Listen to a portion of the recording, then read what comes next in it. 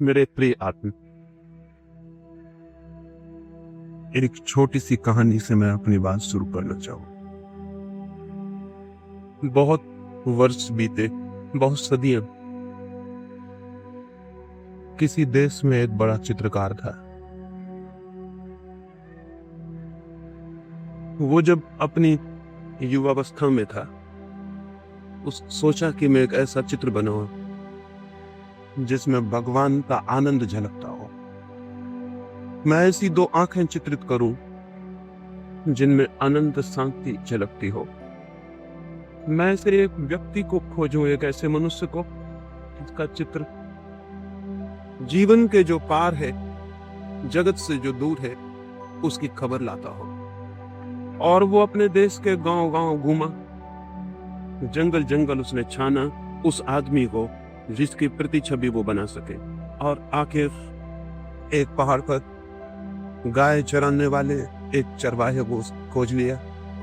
उसकी आंखों में कोई झलक थी, उसके चेहरे की रूपरेखा में कोई दूर की खबर थी। उसे देखकर ही लगता था कि मनुष्य के भीतर परमात्मा भी है। उसने उसके चित्र को बनाया। उस चित्र की लाखों प्रतियां गांव-गांव, दूर-दूर के देशों में बिकी। लोगों ने उस चित्र को घर में टांग कर अपने को धन्य समझा। फिर 20 वर्ष बाद वो चित्रकार बूढ़ा हो गया था और उस चित्रकार को एक ख्याल और आया। जीवन भर के अनुभव से उसे पता चला था कि आदमी में भगवान ही अगर अकेला होता तो ठीक था, आदमी में शैतान भी दिखाई पड़ता है। उसने सोचा कि मैं एक चित्र और बनाऊं जिसमें आदमी के भीतर शैतान की छवि हो, तब मेरे दोनों चित्र पूरे मनुष्य के चित्र बन सकेंगे। वो फिर गया बुढ़ापे में, जुआ घरों में, शराब खानों में, पागल घरों में। उसने खोजबीन की उस आदमी की जो आदमी न हो, शैतान हो, जिसकी आंखों में नरक की लपटें जलती हो, जिसके चेहरे की आकृति उस सब का स्मरण दिलाती हो जो अशुभ है, कुरूप है, असुंदर है। वो पाप की प्रतिमा की खोज में निकला। एक प्रतिमा उसने परमात्मा की बनाई थी, वो एक प्रतिमा पाप की भी बनाना चाहता। और बहुत खोजने के बाद एक कारागृह में उसे एक कैदी मिल गया जिसने 7 हत्याएं की थी और जो थोड़े ही दिनों बाद मृत्यु की प्रतीक्षा कर रहा था, फांसी पर लटकाया जाने को। उस आदमी की आंखों में नरक के दर्शन होते थे, घृणा जैसे साक्षात थी। उस आदमी की चेहरे की रूपरेखा ऐसी थी कि वैसा कुरूप मनुष्य खोजना मुश्किल था। उसने उसके चित्र को बनाया। जिस दिन उसका चित्र बन के पूरा हुआ, वो अपने पहले चित्र को भी लेके कारागृह में आया और दोनों चित्रों को पास पास रख के देखने लगा कि कौन सी कलाकृति श्रेष्ठ बनी। तय करना मुश्किल था। चित्रकार खुद भी मुग्ध हो गया था। दोनों ही चित्र अद्भुत थे। कौन सा श्रेष्ठ था कला की दृष्टि से, यह तय करना मुश्किल था। और तभी उस चित्रकार को पीछे किसी की रोने की आवाज सुनाई पड़ी। लौट के देखा तो वो कैदी जंजीरों में बंधा रो रहा है जिसकी उसने तस्वीर बनाई थी। वो चित्रकार हैरान हुआ। उसने कहा कि मेरे दोस्त, तुम क्यों रोते हो? चित्रों को देखकर तुम्हें क्या तकलीफ हुई? उस आदमी ने कहा, मैंने इतने दिन तक छिपाने की कोशिश की, लेकिन आज मैं हार गया हूं। शायद तुम्हें पता नहीं कि पहली तस्वीर भी तुमने मेरी ही बनाई। ये दोनों तस्वीरें मेरी। 20 साल पहले पहाड़ पर जो आदमी तुम्हें मिला था वो मैं ही। और इसलिए रोता हूं कि मैंने 20 साल में कौन सी यात्रा कर ली, स्वर्ग से नरक की, परमात्मा से पाप की। पता नहीं ये कहानी कहां तक सच को या न हो, लेकिन हर आदमी के जीवन में 2 तस्वीरें हैं। हर आदमी के भीतर शैतान है और हर आदमी के भीतर परमात्मा की। और हर आदमी के भीतर नरक की भी संभावना है और स्वर्ग की भी। हर आदमी के भीतर सौंदर्य के फूल भी खिल सकते हैं और कुरूपता के गंदे डबरे भी बन सकते हैं। प्रत्येक आदमी इन 2 यात्राओं के बीच निरंतर डोल रहा है। ये 2 छोर हैं जिनमें से आदमी किसी को भी छू सकता है और अधिक लोग नरक के छोर को छू लेते हैं। और बहुत कम सौभाग्यशाली है जो अपने भीतर परमात्मा को उखाड़ पाते हो। क्या हम अपने भीतर परमात्मा को उखाड़ पाने में सफल हो सकते हैं? क्या हम वो प्रतिमा बनेंगे जहां परमात्मा की झलक मिले? ये कैसे हो सकता है? इस प्रश्न के साथ ही आज की दूसरी चर्चा में शुरू करना चाहता हूँ। ये कैसे हो सकता है कि आदमी परमात्मा की प्रतिमा बने? ये कैसे हो सकता है कि आदमी का जीवन एक स्वर्ग बने, एक सुवास, एक सुगंध, एक सौंदर्य? ये कैसे हो सकता है कि मनुष्य उसे जान ले जिसकी कोई मृत्यु नहीं? ये कैसे हो सकता है कि मनुष्य परमात्मा के मंदिर में प्रविष्ट हो जाए? होता तो उल्टा है। बचपन में हम कहीं स्वर्ग में होते हैं और बूढ़े होते होते नरक तक पहुंच जाते हैं। होता उल्टा। होता यह है कि बचपन के बाद जैसे रोज हमारा पतन होता है। बचपन में तो किसी इनोसेंस, किसी निर्दोष संसार का हम अनुभव करते हैं और फिर धीरे धीरे कपट से भरा हुआ, पाखंड से भरा हुआ मार्ग तय करते हैं। और बूढ़े होते होते न केवल हम शरीर से बूढ़े हो जाते हैं, बल्कि हम आत्मा से भी बूढ़े हो जाते हैं। न केवल शरीर दीनहीन, जीन जर्जर हो जाता है, बल्कि आत्मा भी पतित, दीन जर्जर हो जाती। ये और इसे ही हम जीवन मान लेते हैं और समाप्त हो जाती। धर्म इस संबंध में संदेह उठाना चाहता है। धर्म एक बड़ा संदेह है इस संबंध में कि यह आदमी की जीवन की यात्रा गलत है, कि स्वर्ग से हम नरक तक पहुंच जाएं। होना तो उल्टा चाहिए। जीवन की यात्रा उपलब्धि की यात्रा होनी चाहिए कि हम दुख से आनंद तक पहुंचे, हम अंधकार से प्रकाश तक पहुंचे, हम मृत्यु से अमृत तक पहुंचे। प्राणों के प्राण की अभिलाषा और प्यास भी वही है। प्राणों में एक ही आकांक्षा है कि मृत्यु से अमृत तक कैसे पहुंचे। प्राणों में एक ही प्यास है कि हम अंधकार से आलोक को कैसे उपलब्ध हो। प्राणों की एक ही मांग है कि हम असत्य से सत्य तक कैसे जा सकते। निश्चित ही सत्य की यात्रा के लिए, निश्चित ही स्वयं के भीतर परमात्मा की खोज के लिए व्यक्ति को ऊर्जा का एक संग्रह चाहिए, कंजर्वेशन चाहिए। व्यक्ति को शक्ति का एक संवर्धन चाहिए, उसके भीतर शक्ति इकट्ठी हो कि वो शक्ति का एक स्रोत बन जाए। तभी व्यक्तित्व को स्वर्ग तक ले जाया जा सकता है। स्वर्ग निर्बलों के लिए नहीं है। जीवन के सत्य उनके लिए नहीं है जो दीनहीन हो जाते हैं शक्ति को खोकर, जो जीवन की सारी शक्ति को खो देते हैं और भीतर दुर्बल और दीन हो जाते हैं। वे यात्रा नहीं कर सकते। उस यात्रा पर चढ़ने के लिए, उन पहाड़ों पर चढ़ने के लिए शक्ति चाहिए, और शक्ति का संवर्धन धर्म का सूत्र है। शक्ति का संवर्धन, कंजर्वेशन ऑफ एनर्जी। कैसे शक्ति इकट्ठी हो कि हम शक्ति के उबलते हुए भंडार हो जाए, लेकिन हम तो दीनहीन जन हैं। सारी शक्ति खोकर हम धीरे धीरे निर्बल होते चलेगा। सब खो जाता है, भीतर रिक्तता रह जाती है, खाली, भीतर एक खालीपन के अतिरिक्त और कुछ भी नहीं छूटता। हम शक्ति को कैसे खो देते हैं? मनुष्य का शक्ति को खोने का सबसे बड़ा द्वार सेक्स है। काम मनुष्य की शक्ति के खोने का सबसे बड़ा द्वार, जहां से वो शक्ति को खोता है। और जैसे मैंने कल आपसे कहा, कोई कारण है जिसकी वजह से वो शक्ति को खोता है। शक्ति को कोई भी खोना नहीं चाहता है। कौन शक्ति को खोना चाहता है? लेकिन कुछ झलक है उपलब्धि की, उस झलक के लिए आदमी शक्ति को खोने को राजी हो जाता है। काम के क्षणों में कुछ अनुभव है, उस अनुभव के लिए आदमी सब कुछ खोने को तैयार हो जाता है।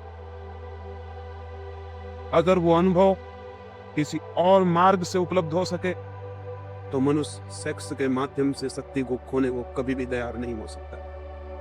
क्या और कोई द्वार है उस अनुभव को पाने का?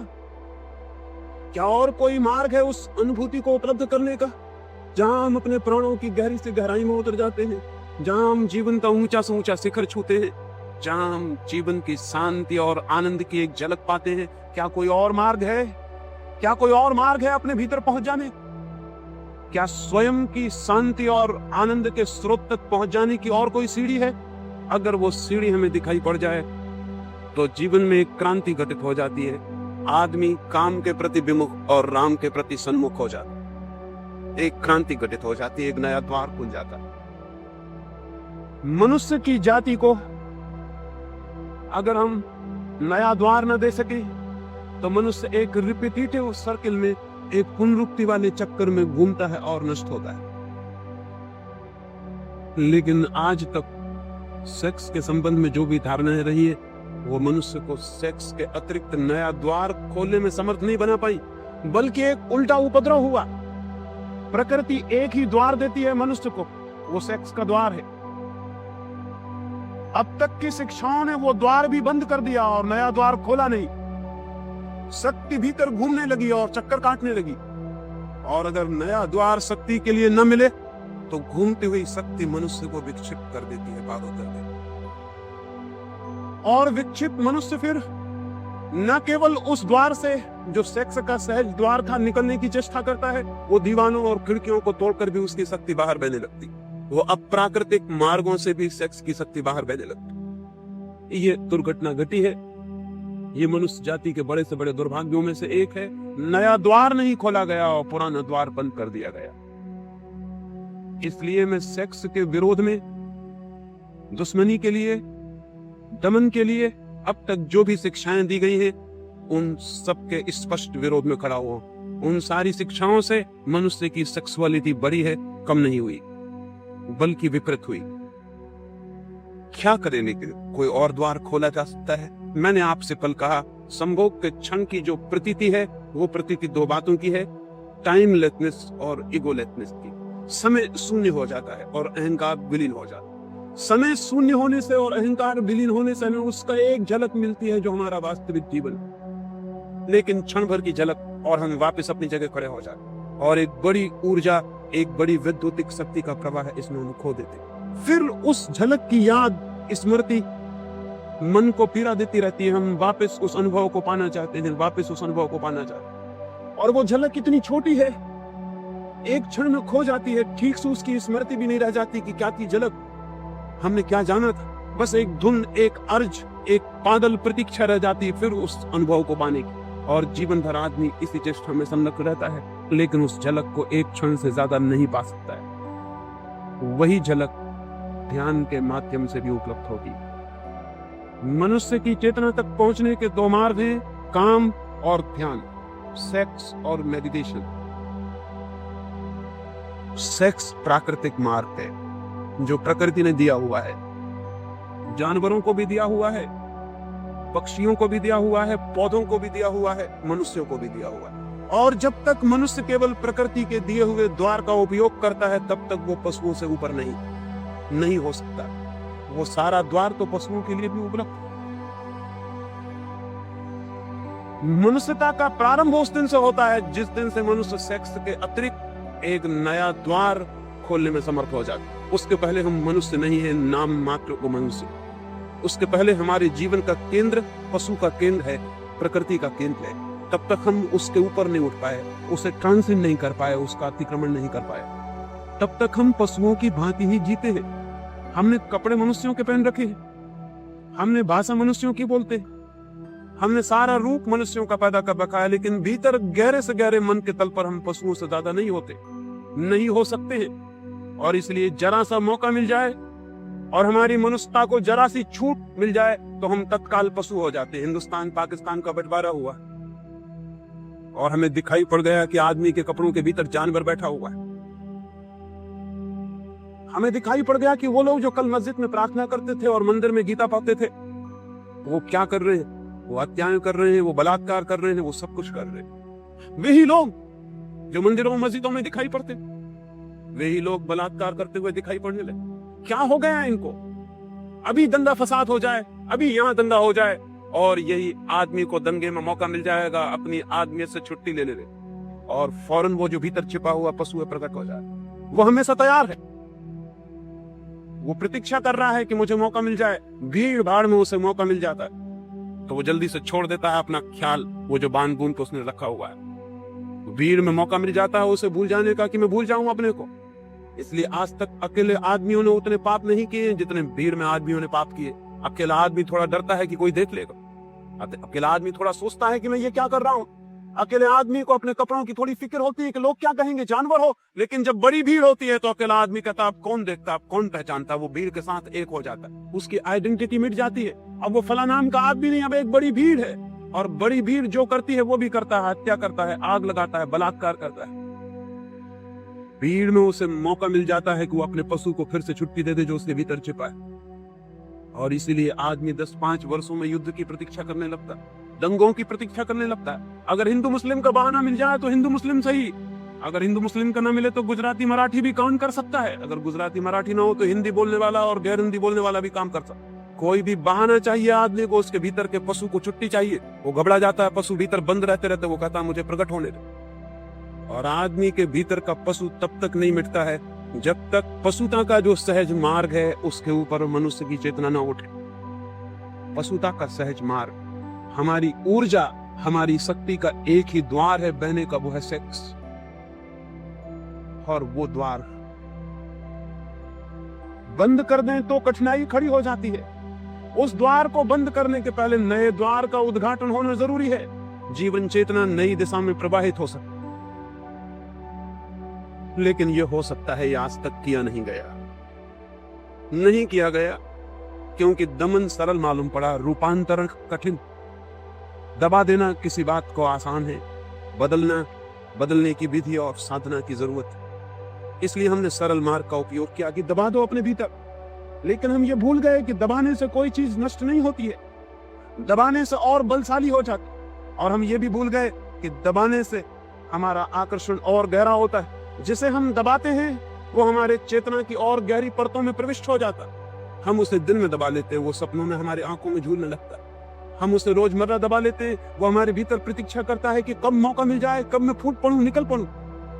जिसे हम दबाते हैं उससे हम मुक्त नहीं होते, हम और गहरे अर्थों में और गहराइयों में और अचेतन में और अनकॉन्शियस तक उसकी जड़ें पहुंच जाती है और वो हमें जकड़ लेता।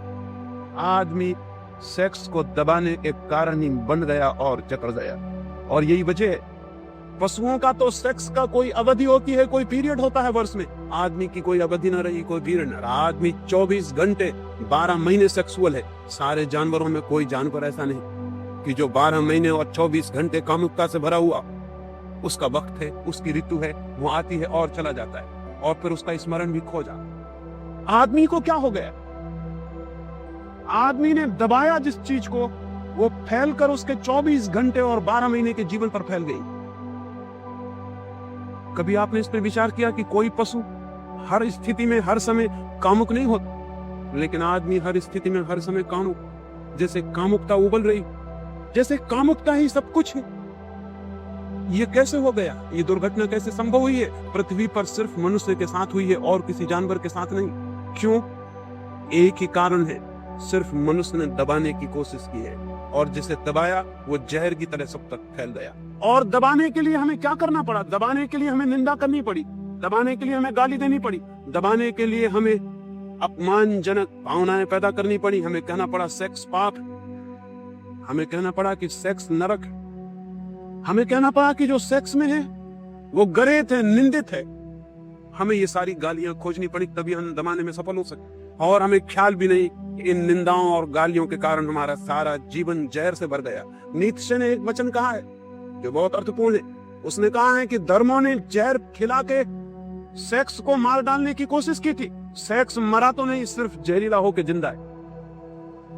मर भी जाता तो ठीक था, वो मरा नहीं, लेकिन और गड़बड़ हो गई बात, वो जहरीला भी हो गया और जिंदा है। ये जो सेक्सुअलिटी है, ये जहरीला सेक्स। सेक्स तो पशुओं में भी है, काम तो पशुओं में भी है, क्योंकि काम जीवन की ऊर्जा है। लेकिन सेक्सुअलिटी, कामुकता सिर्फ मनुष्य में, कामुकता पशुओं में नहीं है।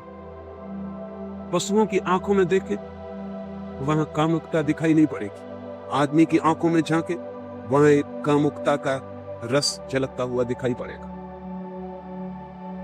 इसलिए पशु आज भी एक तरह से सुंदर है, लेकिन दमन करने वाले पागलों की कोई सीमा नहीं है कि वो कहां तक बढ़ जाएंगे। मैंने कल आपको कहा था कि अगर हमें दुनिया को सेक्स से मुक्त करना है तो बच्चे और बच्चियों को एक दूसरे के निकट लाना होगा।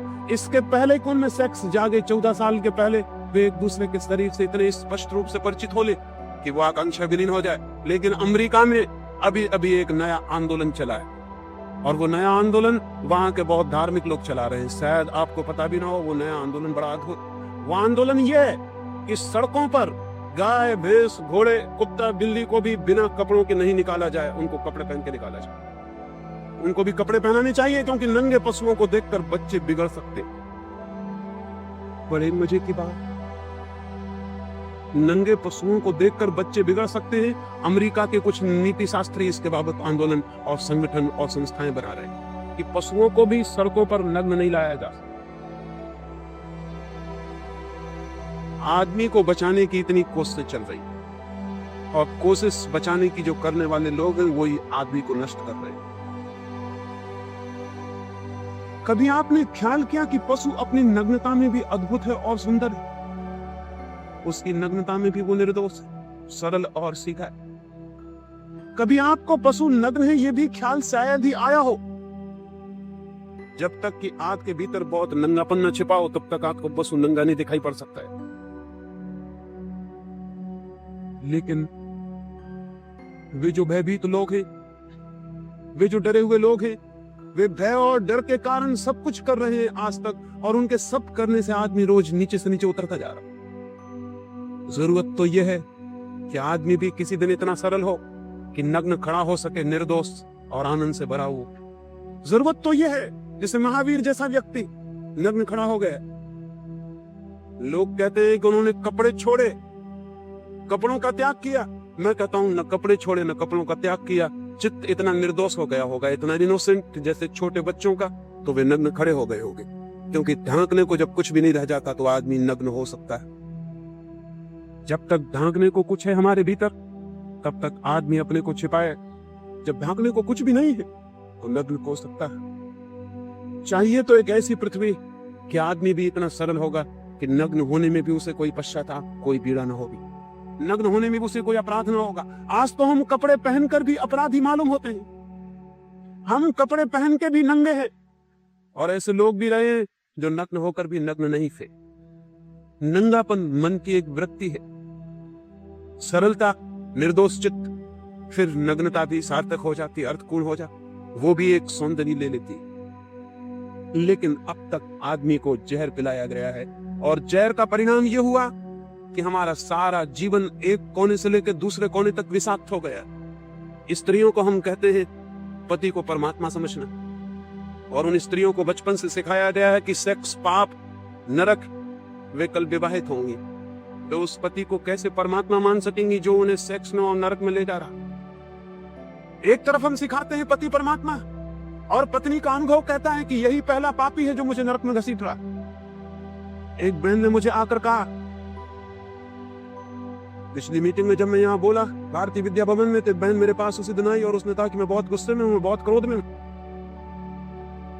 सेक्स तो बड़ी घृणित चीज है, सेक्स तो पाप है, और आपने सेक्स की इतनी बात क्यों की? मैं तो घृणा करती हूं सेक्स।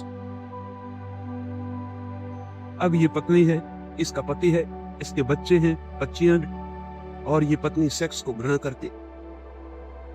ये पति को कैसे प्रेम कर सकती जो इसे सेक्स में ले जा रहा? ये उन बच्चों को कैसे प्रेम कर सकती है जो सेक्स से पैदा हो रहे? इसका प्रेम जहरीला रहेगा, इसके प्रेम में जहर छिपा रहेगा।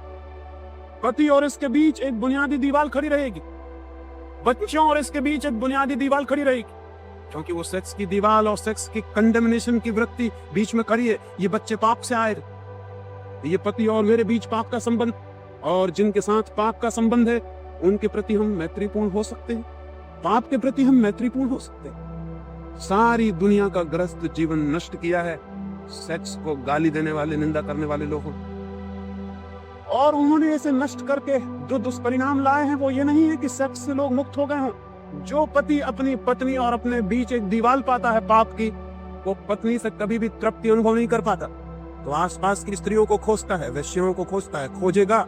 अगर पत्नी से उसे तृप्ति मिल गई होती तो शायद इस जगत की सारी स्त्रियां उसके लिए माँ और बहन हो जाती, लेकिन पत्नी से भी तृप्ति न मिलने के कारण सारी स्त्रियां उसे पोटेंशियल औरतों की तरह, पोटेंशियल पत्नियों की तरह मालूम पड़ती है, जिनको पत्नी में बदला जा सकता है। ये स्वाभाविक है, ये होने वाला था, क्योंकि जहां तृप्ति मिल सकती थी वहां जहर है, वहां पाप है, और तृप्ति नहीं मिलती, और वो चारों तरफ भटकता है और खोजता है, और क्या क्या इजादे करता है खोज के आदमी। अगर उन सारी इजादों को हम सोचने बैठे तो घबरा जाएंगे कि आदमी ने क्या क्या इजादे की। लेकिन एक बुनियादी बात पर ख्याल नहीं किया कि वो जो प्रेम का कुआं था, वो जो काम का कुआं था, वो